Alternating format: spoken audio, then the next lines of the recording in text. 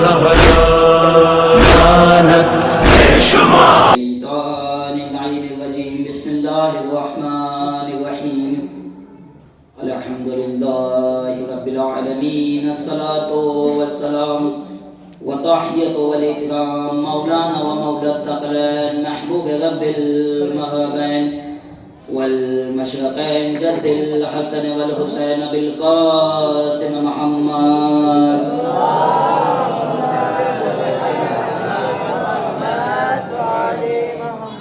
وعلى آل بيته الطيبين الطاهرين المعصومين المظلومين.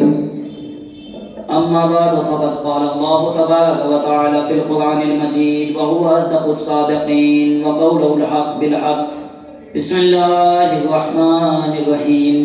إنا أعطيناك الكوثر فصل لربك وانحر إن شانئك هو الأبتر. صلوات الله محمد وعلى محمد.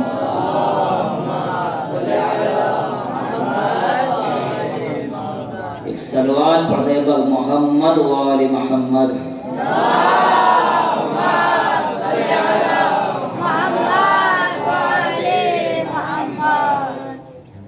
عزیزان محترم، دوستان عزیز، طلاب اکرام، محبان اہل بیت، میں کوئی اتنا بڑا ذاکر نہیں ہوں، کوئی اتنا بڑا خطیب نہیں ہوں، میں ادنا سا طالب علم ہوں. اگر دوران تقریر کچھ غلطی ہو جائے تو بعد مجلس اصلاح کا طلبگار ہوں. دیکھیے عزیزان محترم، جیسا کہ یہ سلسلہ ہمارا دروس سے چلتا چلا آ رہا ہے اور آج اس سلسلے کی تیسری مجلس ہے. ابھی میرے برادر آپ کے سامنے خطاب کر کے گئے ہیں. دیکھیے کوئی اتنی طویل گفتگو مجھے نہیں کرنی ہے، اپنے وقت پہ مجلس کو سمیٹ دوں گا. ہمارا یہ جو سلسلہ چلتا چلا رہا ہے ایام فاطمیہ کا، اسی کے حوالے سے کچھ گفتگو کرنی ہے. دیکھیے ہمیں ایام فاطمہ ویسے ہی منانا چاہیے جیسے اس کا حق ہے. اس پہ علماء کے چند قول ہیں، میں آپ کے سامنے دو قول پیش کرتا ہوں. پہلا قول آپ حضرات کے لیے ہدیہ ہے، اگر اس کا ادراک و فہم کر لیں تو انشاءاللہ سال بھر پریشان ہونے کی ضرورت نہیں پڑے گی. دیکھیے میں تعویذوں والا بابا نہیں ہوں، لیکن جو عقیدتیں حقیقتیں ہیں اگر انہیں بتا دوں تو اچھا ہے. کسی کے گلے میں کچھ ڈالنے سے بہتر ہے کسی کے ذہن میں کچھ اتار دیا جائے. کیا کہنے پہلا قول آغائیے رہبر معظم کا ہے. آغائیے رہبر معظم فرماتے ہیں کہ میں اعضائے فاطمیہ کے دسترخوان سے پورے ملک ایران کا رزق اٹھا لیتا ہوں. میں آغائیے رہبر معظم کہتے ہیں کہ میں اعضائے فاطمیہ کے دسترخوان سے پورے سال بھر کا رزق ملک ایران کا دسترخوان فاطمہ سے اٹھا لیتا ہوں. ظاہر سی بات ہے، ایک عالم دین کا قول ہے، آپ محبت رکھنے والے ہیں، آپ نے تعریفوں سے نوازا، آپ عقیدت رکھنے والے ہیں، آپ نے اس بات کی سراہنا کی. لیکن دیکھیے عزیزان محترم، ہر قول محتاج دلیل ہویا کرتا ہے. ہر قول محتاج دلیل ہویا کرتا ہے. اگر ہم عام انسان کو یہ بات سمجھانے لگیں کہ آقا یہ فرماتے ہیں کہ میں پورے سال کا رزق اٹھا لیتا ہوں، تو اس کے کچھ کیا سمجھ میں آئے گا کہ وہ یہ سوچتا ہی رہ جائے گا کہ کون سا رزق اٹھا لیتے ہیں، کیسا رزق اٹھا لیتے ہیں، کس سے اٹھا لیتے ہیں. اگر قرآن نے ہمیں بڑھ کر سہارا نہ دیا ہوتا تو نہ ان اقوال کی ہمیں عظمت سمجھ میں آتی، نہ اہمیت سمجھ میں آتی. دیکھیے قرآن کیا کہتا ہے. قرآن کہتا ہے کلما دخل زکریا علی المحراب، کہ جس وقت جناب زکریا اس محراب میں داخل ہوئے جہاں جناب مریم عبادت کیا کرتی تھی، تو وجدا عندها رزقا، تو انہوں نے ان کے پاس ایک رزق پایا. قال یا مریم، سوال کیا ہے مریم، انا لک ھذا، یہ رزق تمہارے پاس کہاں سے آیا. دیکھیے غور فرمائیے گا جملے پہ. آقا کہہ رہے ہیں کہ میں دسترخوان فاطمہ سے رزق اٹھا لیتا ہوں. کون سا رزق، کیسا رزق؟ قرآن سے سنیے گا. قرآن کہتا ہے کلما دخل زکریا المحراب، کہ جس وقت جناب زکریا اس محراب حرام میں داخل ہوئے جہاں جناب مریم عبادت کیا کرتی تھی، وجدہا عندہا رزقا، تو انہوں نے ان کے پاس ایک رزق پایا. قال یا مریم، وہ سوال کا اے مریم، انا لک ھذا، یہ رزق تمہارے پاس کہاں سے آیا؟ قالت من عند اللہ، اللہ کے پاس سے. جناب مریم نے کہا قالت من عند اللہ، اللہ کے پاس سے. اور یہی نہیں کہا، آگے بڑھی کہنے لگی ان اللہ یرزق من یشاء بغیر حساب، کہ اللہ جسے چاہتا ہے بے حساب رزق عطا کر دیتا ہے. تو اب جملہ کہنے دیجئے گا، جملہ سنیے گا. قالا ان اللہ یرزق من یشاء بغیر حساب، اللہ جسے چاہتا ہے بے حساب رزق عطا کر دیتا ہے. تو جب قدرت جناب مریم کے دسترخوان پہ بے حساب رزق عطا کر سکتی ہے، تو جناب فاطمہ زہرا کے دسترخوان پہ اتنا تو رزق دے ہی سکتی ہے. ایک ملک ایران کیا ہزار ملک ایران فیضیاب پا رہے. صلوات علی محمد و آل محمد.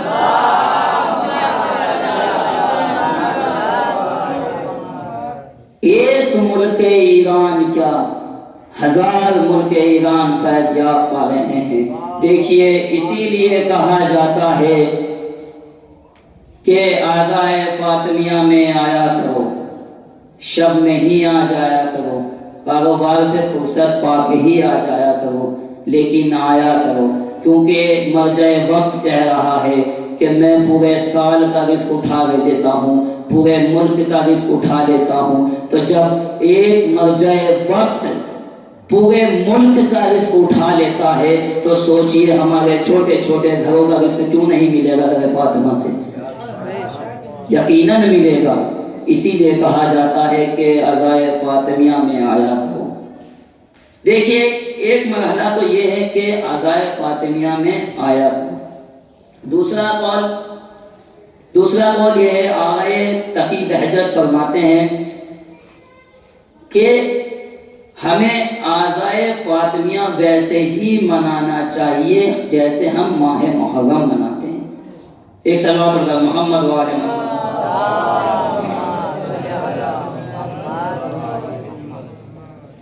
بغیران تشریف لیا ہے اصلاح طلبگار اللہ. آغا کہتے ہیں کہ ہمیں عزائے فاطمیہ ویسے ہی منانا چاہیے جیسے ہم ماہ محرم مناتے ہیں، جیسے ہم عزائے حسینی مناتے ہیں. اگر ہم عزائے فاطمیہ کو ویسے ہی مناتے ہوتے جیسے ہم ماہ محرم مناتے ہیں، تو جس طرح آج پوری کائنات حسین کو جانتی اور پہچانتی ہے، ویسے ہی فاطمہ کو بھی جانتی اور پہچانتی ہوتی ہے. دیکھیے اس قول میں نے اپنا ایک جملہ لگایا ہے. دیکھیے آغا کہتے ہیں کہ اگر ہم عزائے فاطمیہ کو ویسے ہی مناتے ہوتے کہ جیسے ہم عزائے حسینی مناتے ہیں، تو جس طرح آج پوری دنیا حسین کو جانتی اور پہچانتی ہے، ویسے ہی فاطمہ کو بھی جانتی پہچانتی ہوتی، یقیناً جانتی پہچانتی ہوتی. اگر ہم عزائے فاطمیہ کو بھی ویسے ہی مناتے ہوتے جیسے ہم عزائے حسینی کو مناتے ہیں، تو جس طرح آج ایک سچا اور اچھا مسلمان حسین کے قاتلوں پر لعنت کرتا ہے، ویسے ہی آج ایک سچا اور اچھا مسلمان فاطمہ کے قاتلوں پر بھی لعنت بھیجتا. صلوات پڑھو محمد و آل محمد.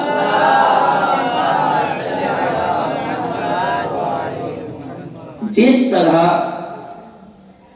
ہم ماہ محرم مناتے ہیں، ویسے ہی ہمیں عزائے فاطمیہ منانا چاہیے، کیونکہ جس طرح ایک سچا اور اچھا مسلمان حسین کے قاتلوں پر لعنت کرتا ہے، ویسے ہی آج ایک سچا اور اچھا مسلمان فاطمہ کے قاتلوں پر بھی لعنت کرتا ہے. دیکھیے لعنت، لوگ ہم سے سوال کرتے ہیں، ہم پہ ایک اعتراض اٹھاتے ہیں کہ آپ لعنت کیوں کرتے ہیں، آپ لعنت بھیجتے کیوں ہیں. دیکھیے حدیث ہے رسول خدا کی، رسول خدا صلی اللہ علیہ وسلم فرماتے ہیں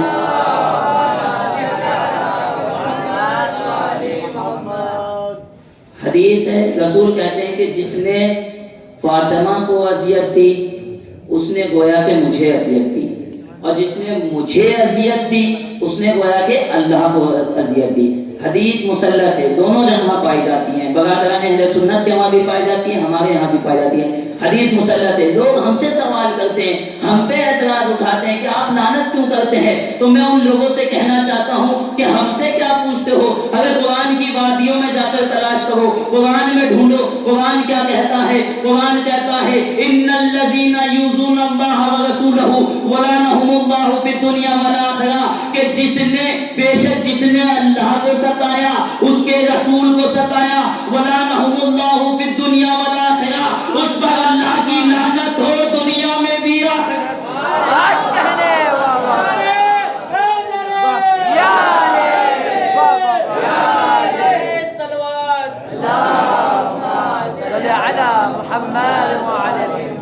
جس نے اللہ کو ستایا، اس کے رسول کو ستایا، وَلَعَنَهُمُ اللَّهُ فِي الدُّنْيَا وَالْآخِرَةِ، تو اس پر اللہ کی لعنت ہو دنیا میں بھی آخرت میں بھی۔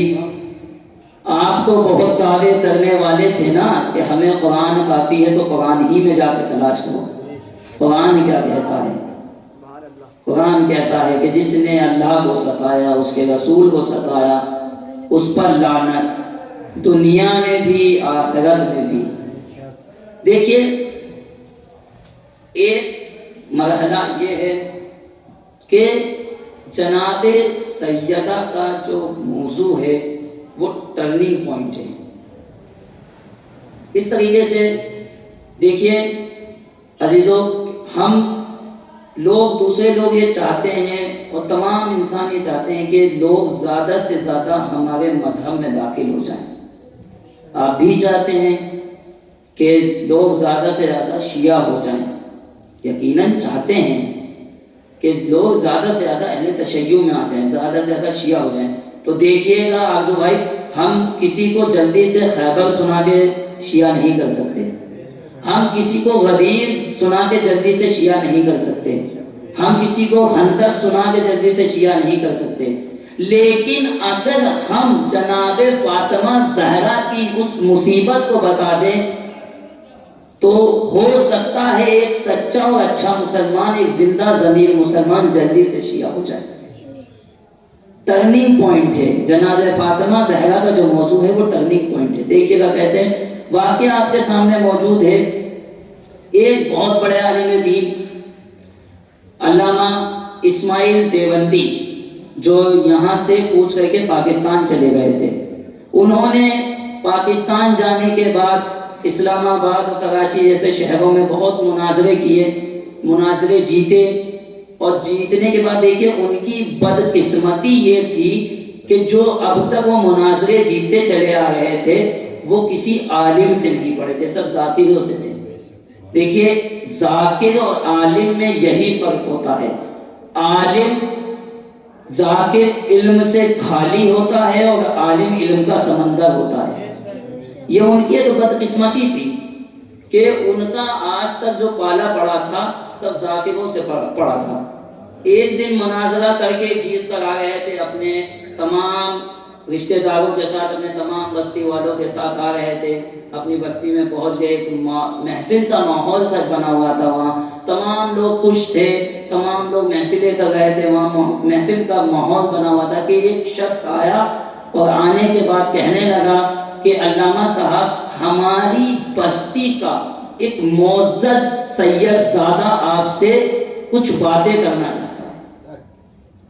دیکھیے عزیزو، شراب کا نشہ ایک بار چڑھ کے اتر جاتا ہے، لیکن اگر علم کے غرور کا نشہ کسی کو چڑھ جائے تو کبھی اترتا نہیں ہے۔ ان کو بھی علم کا غرور آ گیا کہ میں بہت بڑا مناظر ہوئی، چھوٹا سا میرے سے آپ ایک بات کرنا چاہتا ہے، مجھے نہیں کرنی، وہ اول فول بکنے لگے۔ اس نے آنے والا شخص تھا، اس نے کہا کہ علامہ صاحب شاید آپ نے دھیان سے نہیں سنا، ہماری بستی کا معزز سید زادہ ہے، سید زادہ یعنی جناب فاطمہ زہرا کی آل میں سے ہے۔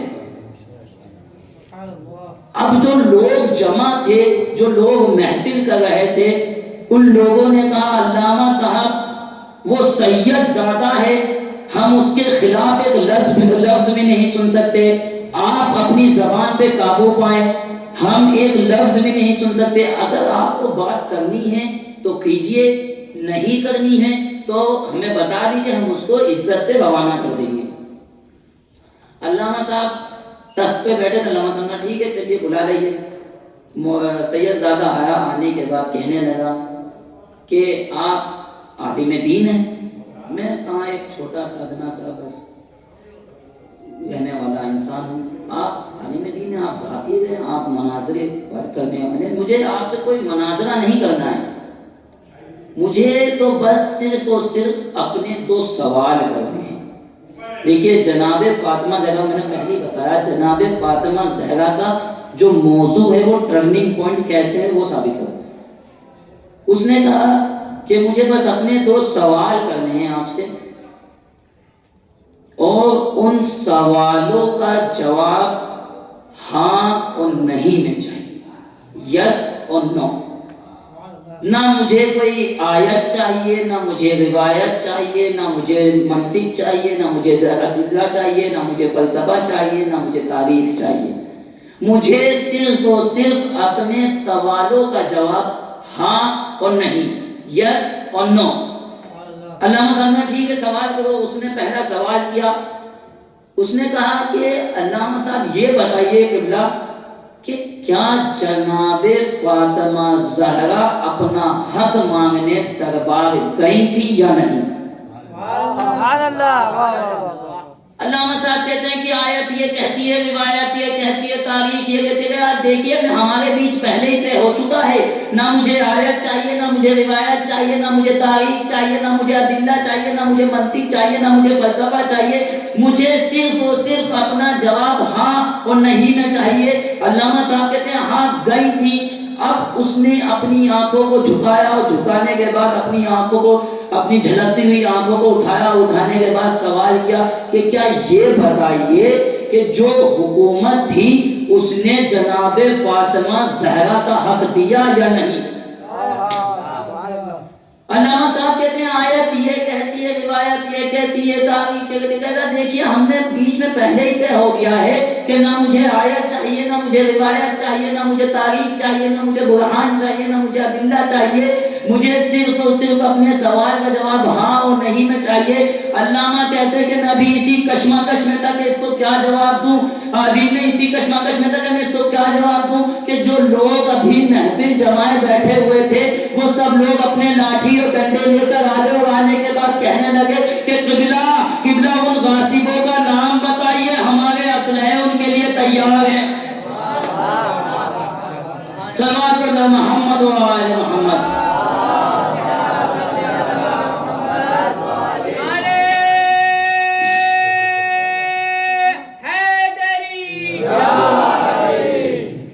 قبلہ ان غاصبوں کے نام بتائیے, ہمارے اسلحے ان کے لیے تیار ہے. وہ علامہ صاحب چوک کے کہنے لگے کہ میں ان کو کیا بتاؤں, ارے جن کے ناموں کے اوپر میں مناظرے جیتتے چلا آ رہا ہوں اور ابھی جیت کے آیا ہوں وہی غاصب تھے. کیا کہنے, واہ واہ. اسی لیے دیکھیے دیوبند سے جو عزاداری کے اوپر فتوے آتے ہیں نا, وہ اسی بنا پر آتے ہیں کہ وہ جانتے ہیں کہ جب ایک بوڑھا رو گیا اور پوری بستی شیعہ ہو گئی, اگر پوری قوم رونے پہ اتر جائے تو کیا ہوگا.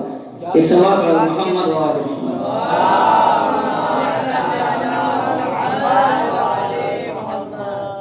بس ازادہ ہوں, یہ وہی فاطمہ ہے جس کے گھر کو آگ لگا دی گئی. ہاں ازادہ ہوں, رسول خدا فرماتے ہیں کہ مجھے تم سے کوئی اجر نہیں چاہیے سوائے اس کے کہ میرے اہل بیت سے محبت کرو. تاریخ کا بیان ہے, تاریخ یہ کہتی ہے کہ شاید دنیا اہل بیت سے, آل محمد سے اتنی نفرت نہ کرتی کہ اگر کہ جو پیغمبر نے محبت کا تقاضا نہ کیا ہوتا. تو تاریخ کہتی ہے کہ اتنی نفرت نہ کرتی. دیکھیے ایک بہت بڑے محقق گزرے ہیں, آغای محقق اصفہانی, ان کا ایک مرثیہ ہے، اس کے چند بند سن لیجئے، اس کے بعد زحمت تمام.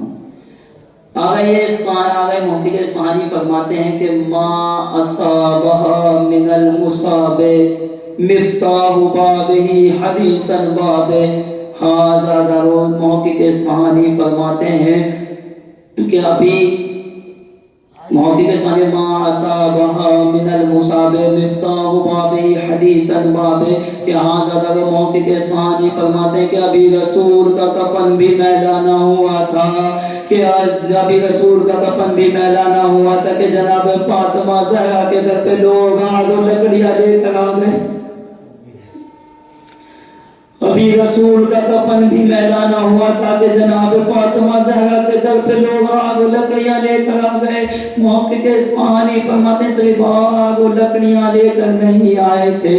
ہاں زیادہ وہ آگ و لکڑیاں لے کر نہیں آئے تھے. محقق اصفہانی فرماتے ہیں ان جنت محقق اصفہانی ان حدیث الباب ذو شجونی مما جنت به ید الخون. ارے وہ مصیبت کی باتیں دل کو توڑ دینے والی باتیں ہیں، وہ مصیبت کی باتیں دل کو توڑ دینے والی باتیں ہیں کہ ابھی رسول کا کفن بھی میلا نہ ہوا تھا کہ لوگ آگ و لکڑی لے کر اس گھر پر آ گئے جہاں رسول نبی سلام کیا کرتے. اجکم اللہ خدا آپ کو کوئی غم نہ دے سوائے غم حسین کے. ہاذا دارو. محقق اصفہانی فرماتے ہیں خالی آگ و لکڑیاں لے کر نہیں آئے تھے بلکہ ایک شقی نے دروازے کے قریب کھڑے ہو کر ایک لات ماری.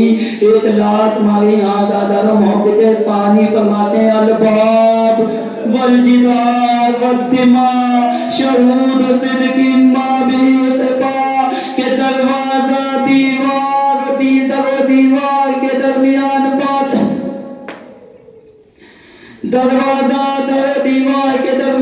فاطمہ کی ٹوٹی ہوئی پسلیوں کا لہو شہود صدق ما بیتبا. ارے ایسا گواہ ہے جسے مٹایا نہیں جا سکتا. اجرکم اللہ خدا آپ کو کوئی غم نہ دے سوائے غم حسین کے. ہاں زیادہ رونے میں بخل نہ کیجیے گا، رونے میں بخل نہ کیجیے گا کیونکہ آج ہمیں اس غریب کو پرسہ دینا ہے، اس شہید کو پرسہ دینا ہے. ہاں زیادہ محقق اصفہانی فرماتے ہیں کہ دروازے میں ایک کیل تھی، اس کیل نے کیا اثر کیا. محقق اصفہانی فرماتے ہیں لست ادری خبر المسمار لہل سد رہا خزینۃ الاسرار کہ مجھے نہیں معلوم کہ اس کیل نے کیا اثر کیا، لیکن جیسے ہی وہ کیل صدر عصمت طاہرہ میں پیوست ہوئی ہے نا فاطمہ نے آواز دی اسماء میرے محسن کی خیر. اجرکم اللہ خدا آپ کو کوئی غم نہ دے سوائے غم حسین کے. ہاذا دارو. جیسے ہی وہ کیل صدف عصمت طاہرہ میں پیوست ہوئی ہے نا جناب فاطمہ نے ایک چیخ ماری کہ اسماء میرے محسن کی خیر ہو.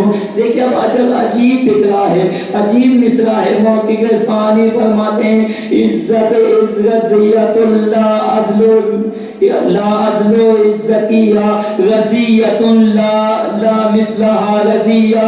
محقق اصفہانی فرماتے ہیں فاطمہ زہرا دروازے و دیوار کے درمیان یوں ہی نہیں آئی تھی بلکہ دروازے کا وزن اتنا تھا کہ فاطمہ کی پسلیاں چکنا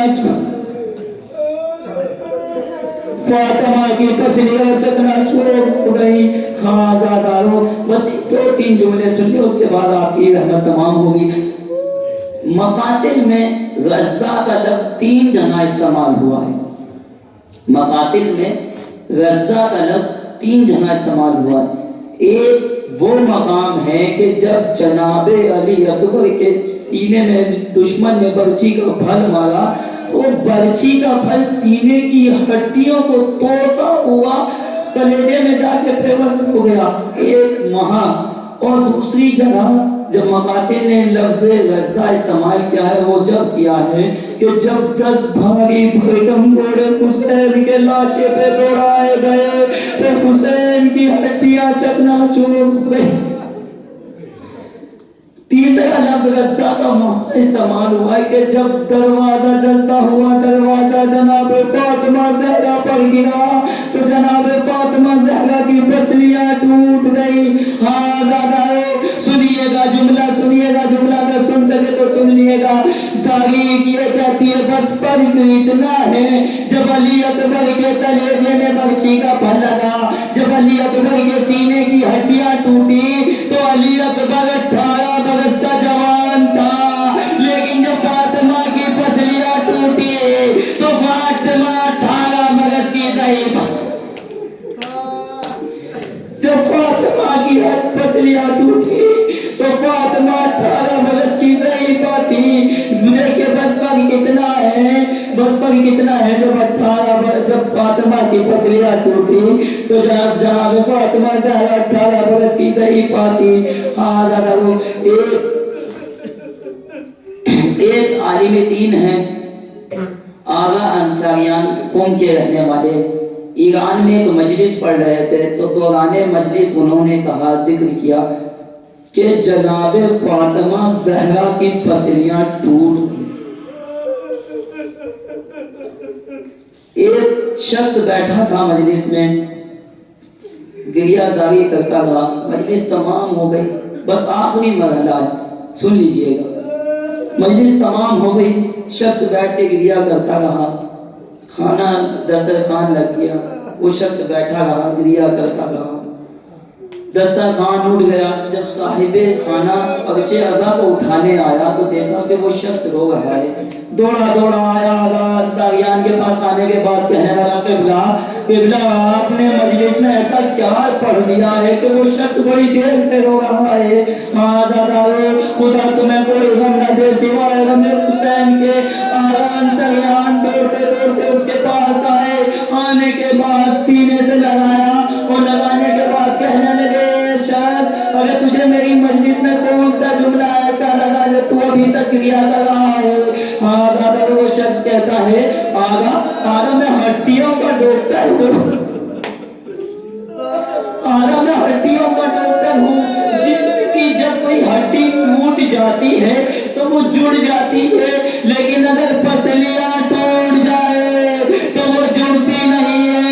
ہاں دادا وہ کہتا چلتا آگا میں یہ سوچ رہا ہوں کہ فاطمہ زہرا 90 دن تک کیسے زندہ رہی ہوگی. ہاں دادا وہ کہتا شخص کہ آگا پسلیوں کا تعلق سانس کی آمد و رفت کے اوپر ہوتا ہے. سانس جب لی جاتی ہے تو درد کا طوفان اٹھتا ہے, سانس جب چھوڑی جاتی ہے تو درد کا طوفان اٹھتا ہے. ارے میں یہ سوچ کے رو رہا ہوں کہ میری بیوی 90 دن تک کیسے زندہ رہی. اگر جب سانس لیتی ہوں گی تو سانس تو طوفان اٹھتا ہوگا, جب سانس چھوڑتی ہوں گی تو درد کا طوفان اٹھتا ہوگا. اسی لیے تو بیوی نے کہا صبح تو نہیں.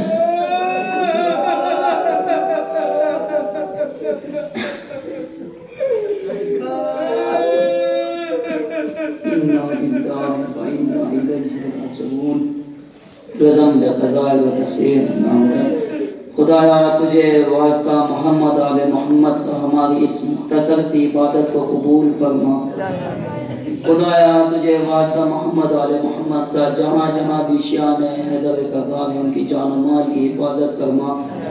خدایا تجھے واسطہ محمد آل محمد کا ہمارے آخری ایمان کے ظہور میں تعجیل فرما. ہم کو ان کے اصحاب و انصار میں شمار فرما. ربنا تقبل منا انک انت السمیع